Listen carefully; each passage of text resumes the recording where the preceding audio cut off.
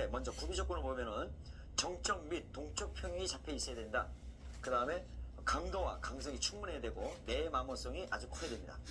그리고 크랭크 측의 구조를 보게 되면 메인 저널이 있습니다. 블록에 고정되어서 축의 중심이 되는 부분의 저널을 메인 저널이라고 하는데, 이때 크랭크 축의 회전 중심을 형성하는 축 부분이다. 말은 좀 어렵지만 블록에 설치돼서 그 축의 중심이 되는 저널, 동그랗게 생겨서 이렇게 회전 부분이 되어 있지, 양쪽에는 전부 다 평면 베어링으로 고정이 되어 있습니다.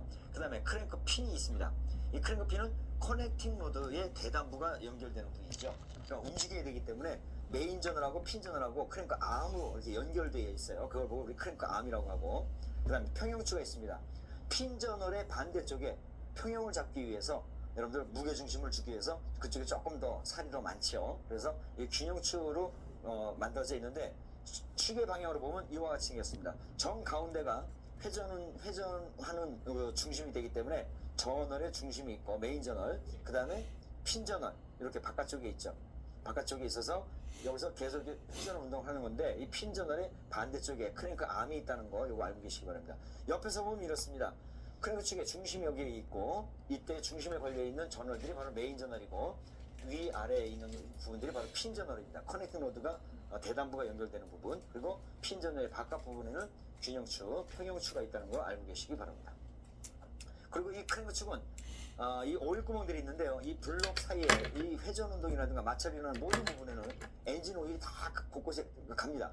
그래서 이 저널에도 구멍들이 있어서 오일이 공급이 돼서, 이 공급이 오일 라인 이 사이사이로 들어가서 핀 저널까지 오일이 공급이 되고, 이 핀 저널에서 공급된 오일은 바로 아까 말씀드렸던 커넥팅 로드에도 보면 오일 구멍이 조그맣게 뚫려져 있어요. 그래서 피스톤이 하사점에서 상사점으로 올라갈 때 구멍이 일치가 돼서 실린더 벽에 오일을 싹 쏴줍니다. 그래서 비산 압송식이라서 뿌려주는 거, 그런 방식으로 해서 이 크랭크 축에는 구조가 이와 같이 생겼다는 거 알고 계시기 바랍니다. 자, 그리고 재질을 볼까요? 아주 고탄소강, 굉장히 튼튼해야 되겠죠. 그래서 고탄소강이면서 크롬 몰리브덴강이라든가 니켈 크롬강 등으로 해서 단조해서 제작한다는 거. 그 다음에 미아나이트 주철 또는 구상 흑연 주철제 크랭크축도 사용된다. 굉장히 단단한 걸로 만듭니다. 참고로 알고 계시고요.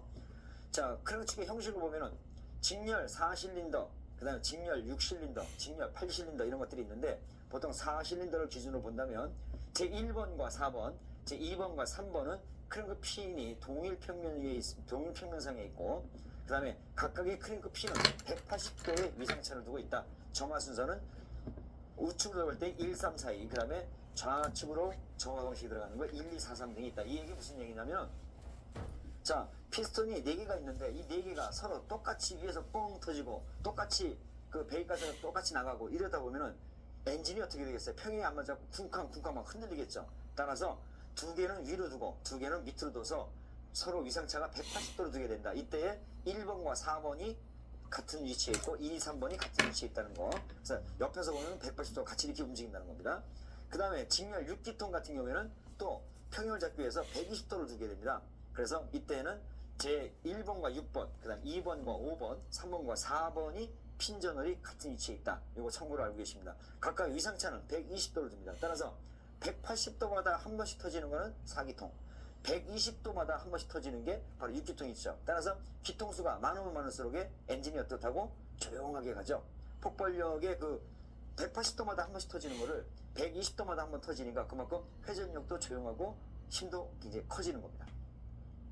자, 크랭크 축을 마주보고 제1번과 6번 상사점 했을 때 제3번과 4번 크랭크 핀이 오른쪽에 있는 우수식 점화 순서는 1536224, 좌수식 때는 142635가 있다는 거 알고 계십니다. 이것은 점화 순서입니다. 점화 순서. 이거 정확하게 알고 계셔야 됩니다.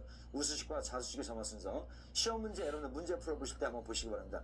제1번이, 예를 들어 6계통일 때 1번이 폭발 초면, 2번은 무슨 행정에 걸리겠느냐, 이런 문제들. 그 다음에 4계통도 마찬가지입니다. 1번이 압축이면 4번은 무슨 행정이냐, 거꾸로 나가면 됩니다. 흡입 압축 폭발 배기죠. 그런데 행정은 거꾸로 나갑니다. 흡입 압축 폭발 배기. 이렇게 점화 순서는 1342, 이렇게 해서 반대로 생각하시면 됩니다. 이거는 여러분들 문제를 풀어보시면서 한번 보시기 바랍니다. 점화 순서를 정할 때 고려될 사항들, 동력이 같은 간격으로 발생하도록 해야 된다. 4기통일 때는 180, 그 다음에 6기통일 때는 120. 그 다음에 크랭크 축에 비틀림 진동이 발생하지 않아야 된다. 그 다음에 인접한 실린더에 연이어서 폭발이 발생하지 않는. 이게 뭐냐면 1번이 터졌어요. 그러면 바로 2번이 터지고 3번 터지고 4번 터지고 이렇게 하면 안 된다 이거죠. 1번, 3번, 4번, 2번 1, 3, 4, 2, 1, 3, 4 이렇게. 그래서 점화 순서가 나오는 겁니다. 6기통일 때는 1, 5, 3, 6, 2, 4 1, 4, 2, 6, 3, 5 이렇게 점화 순서를 잡아준 거고요. 그 다음에 4번 뭡니까? 혼합가스가 각 실린더에 동일하게 분배돼야 된다. 어떤 실린더에는 연료가 많이 들어가고 어떤 실린더는 연료가 적게 들어가고 하면 폭발 압력이 다 틀리게 되겠죠. 그러면 파워 밸런스가 틀려지면 엔진이 또한 쿵쾅쿵쾅 거리게 됩니다. 그래서 똑같이 해줘야 된다. 점화 순서를 정할 때 고려될 사항들 알고 계시고요. 자, 크랭크 축도 이렇게 해서 정확하게 맞는다 하더라도 간혹 다른 사용하다 보면 다른 내용으로 인해서 폭발력이 또 틀려질 때가 있어요. 그래서 우리가 정비를 할 때 파워 밸런스를 상당히 중시해서 잘 보는데 하다 보면 출력 자체가 각 실린더마다 조금씩 틀려지거나 압력이 틀려지거나 하다 보면 이 크랭크 축도 휩니다. 이 휘는데 얼마만 그 휘는 양이 뭐 이렇게 우리가 육안으로 확인하는 그런 정도가 아니고 아주 미세하게 휘기 때문에 이걸 점검하는 것은 바로 다이얼 게이지로서 측정한다. 메인 저널 양쪽에다가 V 블록을 놓고 정중앙에 가운데 메인 저널에다가 다이얼 게이지를 설치해서 한 바퀴 돌려봅니다. 한 바퀴 돌려보면 항상 휘었다는 것은 수선에 대해서 한쪽으로 휜 거기 때문에 한 바퀴를 돌려보고 나면은 게이지는 총 움직인 양이 나오게 되겠죠. 내려간 거와 위로 올라온 거. 이때 시작점을 다시 왔을 때 총 움직인 양의 2분의 1 값이 수평선에 대해서 휘어진 양 값이죠. 따라서 메인 저널에서 측정을 하되 크랭크 축의 휨은 이와 같이 측정을 하되 다이얼 게이지에서 나온 측정 값의 2분의 1 값이 바로 휨 값이다. 이거 알고 계시기 바랍니다.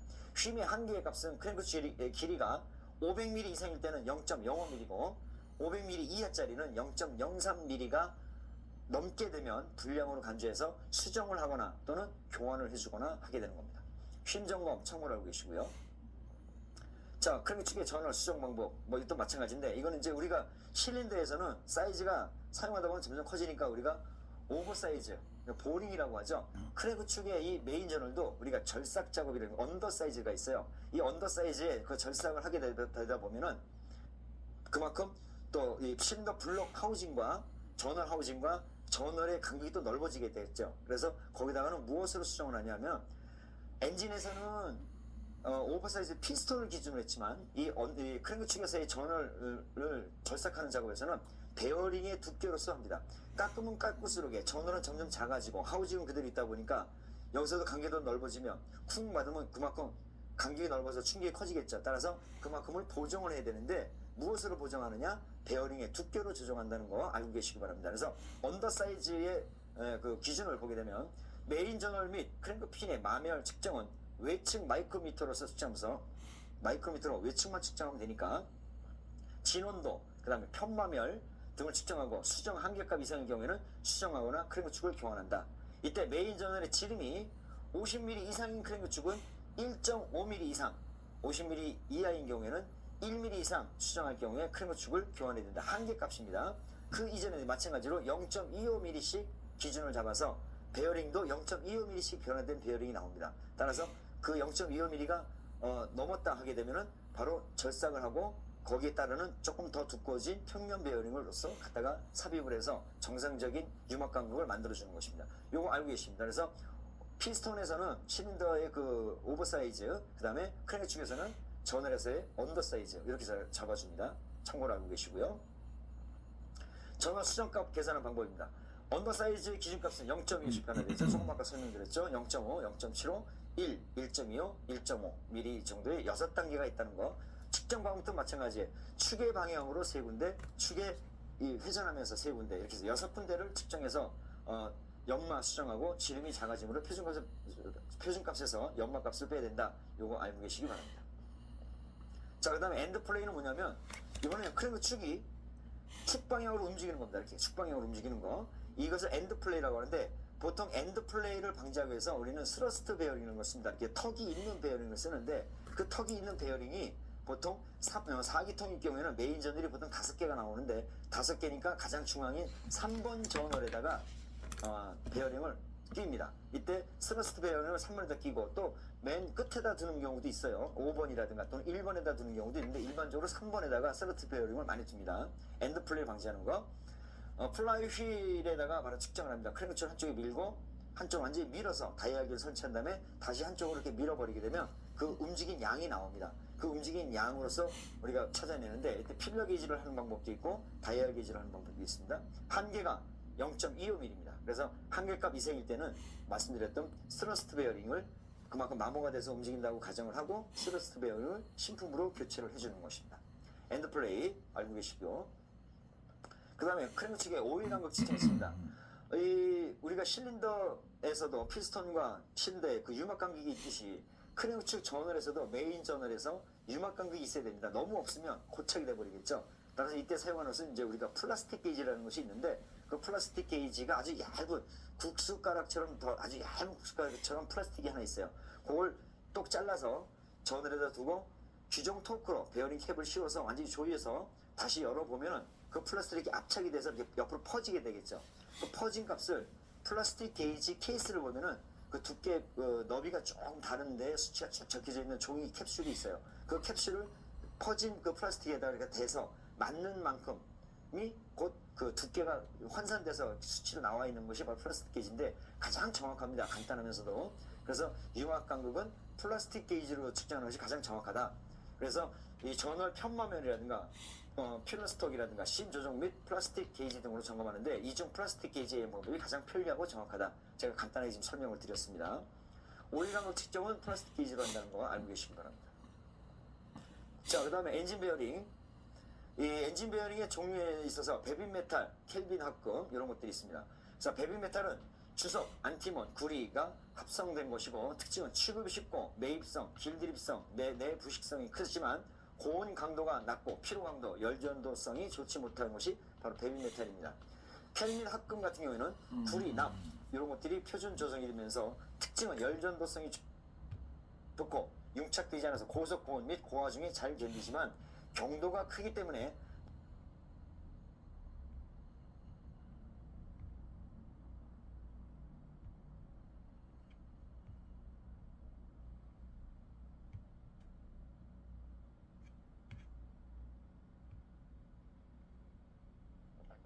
자, 이번에는 플라이 휠입니다.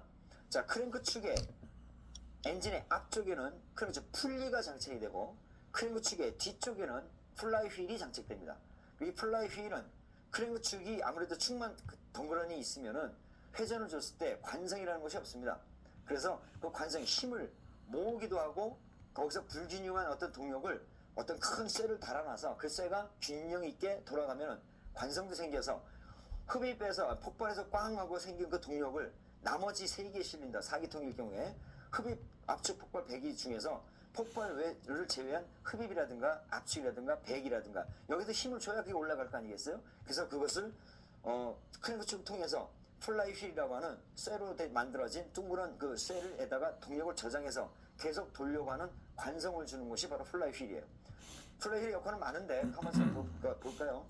그 기동전동기로서 우리가 스타팅을 하죠. 그때 그 플라이 휠 외주에 기어를 달아놔서 링기라고 하는데 거기에 기동 모터를 걸어서 강제로 돌려줘서는 그래서 시동을 걸어주는 그런 역할도 하고 또 동력을 이제 그 변속기로 전달을 해야 될 거 아니겠어요? 그래서 그 기계식 클러치를 사용하는 곳에서는 클러치 디스크가 또 압착이 되기도 하고 또 자동 변속기에서는 토크 컨버터가 연결되기도 하고 그래서 그렇게 역할이 있는 플라이 휠인데 맥동적인 출력 쿵쾅쿵쾅 1342, 1342 나타나는 동력을 모아둬서 맥동적인 출력을 갖다가 원활하게 이루어지는 게 바로 플라이 휠이다.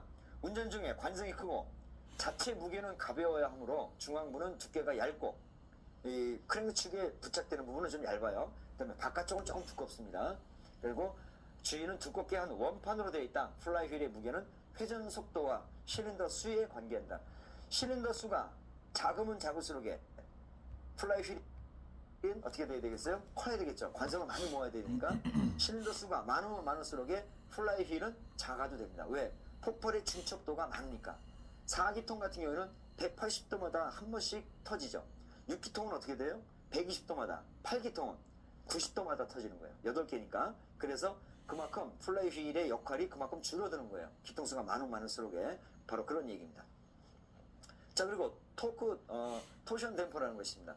크랭크 측에 비틀림 진동이 발생하면 크랭크 쪽 풀리가 있고 댐퍼 플라이 휠 사이에 미끄러짐이 발생해 비틀림 진동을 없애는 거, 비틀리는 거 이런 걸 잡아주는 게 바로 토션 댐퍼입니다. 비틀림 진동은 크랭크 축의 회전력이 클 때, 그리고 크랭크 축의 길이가 길 때, 그리고 크랭크 축의 강성이 작을수록 크다. 이거 참고로 알고 계시기 바랍니다. 자, 이번에는 밸브 개폐 기구와 밸브에 대해서 한번 살펴보겠습니다. 실린더 헤드에 설치되어 있는 것을 아이헤드형이라고 했죠. 아이헤드형의 밸브가 지금 흡기 밸브와 배기 밸브들이 설치가 되어 있습니다. 그 내용을 보면은 밸브는 캠축에 의해서 움직이죠. 그 다음에 캠축이 돌면 바로 리프터, 탭핏이 있고, 그 다음에 푸시로드, 로커 함축 어셈블리, 밸브 등으로 구성되어 있는데 L헤드형 밸브 기구와 I헤드형 밸브 기구 이런 것들이 다 틀립니다. 그래서 헤드 위에 있는 걸 갖다가 우리는 오버헤드 캠샤프트, OHC형 밸브 기구라고 합니다. 여기에 D를 붙이면 어떻게 돼? 더블 오버헤드 캠샤프트.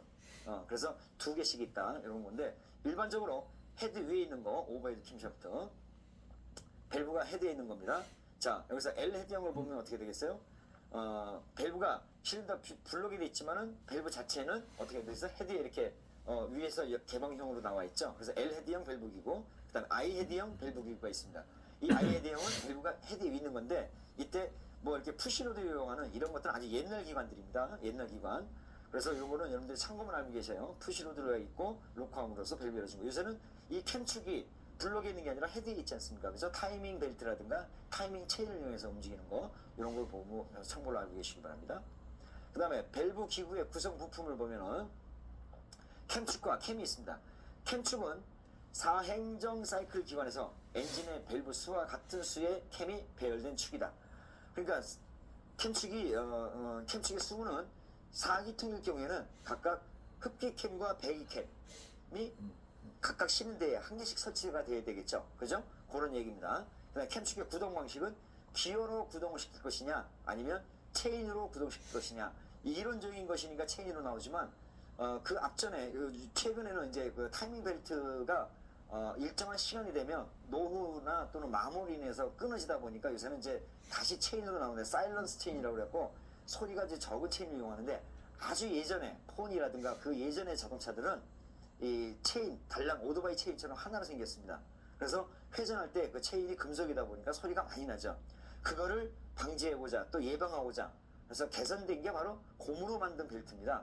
그래서 그것이 한동안 한 20년이 넘도록 쭉 사용해 왔는데, 이런 것들이 또 노후되다 보면 약 한 10만 킬로를 주기로 해서 벨트를 갈아주죠. 아주 많은 돈이 들어가고 많은 시간이 걸립니다. 그래서 다시 개발한 것이, 체인은 체인인데 소리가 잘 나지 않는 체인으로 만든 게 보통 사일런스 체인이라고 하죠. 그래서 이 체인으로서 이제 캠축을 구동을 하는데, 이 캠축이 위에 있다 보니까 돌려줘야 되는데, 기어로 캠축을 구동해주는 것은 기어 방식, 체인은 체인 방식, 이렇게 구별되어 있다는 거 알고 계시고요. 크랭크 축이 두 바퀴 돌 때에 캠축은 한 바퀴 돈다는 거 이거 알고 계시기 바랍니다. 왜냐하면 4행정 기관이다 보니까 흡입, 압축 하면 벌써 크랭크 축 한 바퀴 돌았죠. 흡입, 압축, 폭발, 배기. 이 행정이 4번일 때에 얘는 지금 두 바퀴 돌았잖아요. 이때 각각의 밸브는 딱 한 번씩 열려야 되겠죠. 따라서 얘가 두 바퀴 돌 때에 캠축은 한 바퀴를 돌아야 됩니다. 따라서 4행정 기관일 때 캠축이 크랭크 축이 두 바퀴 돌면 캠축은 한 바퀴 돈다는 거, 요거 알고 계시기 바랍니다. 자, 그리고 벨트 구동 방식이 나오네요. 자, 벨트 구동 방식이 있고, 이것이 바로 그 타이밍 벨트를 얘기하는 겁니다. 자, 그 다음에 밸브 리프터가 있습니다. 캠축이 이렇게 편집된 캠축이 돌 때에 밸브를 직접 닿아서 엔드 로커함이 있어가지고 로커함으로서 이렇게 움직여주는 방식이 있는가 하면은, 이렇게 리프터가 있는데, 유압식 리프터를 근래에 많이 사용하죠. 아무래도 이 밸브도 금속이다 보니까 캠축에서 직접 닿아가지고, 예전에 그 로커함을 써가지고 움직이다 보면 보통 밸브 간격 조정한다고 하죠.